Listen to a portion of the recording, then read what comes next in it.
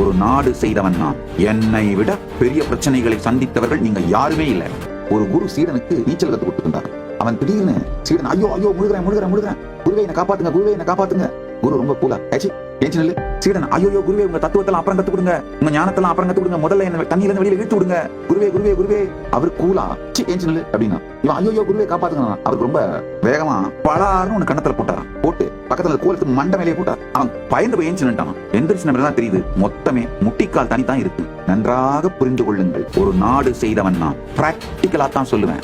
என்னை விட பெரிய பிரச்சனைகளை சந்தித்தவர்கள் நீங்க யாருமே இல்லை. ஆனா எனக்கே இந்த சத்தியம் எல்லா சூழலிலும் தீர்வு கொடுத்துக் கொண்டிருக்கிறது போது உங்களுக்கு எல்லாம் நிச்சயமா இந்த சத்தியம் தீர்வை கொடுக்கும்.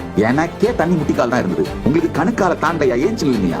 பயம் தாட்கரண்டும் உங்க ஒய்ஃபும் ஒண்ணு என்ன ரியாக்ஷன் பண்ணாலும் ஒழிஞ்சிங்க மாட்டீங்க.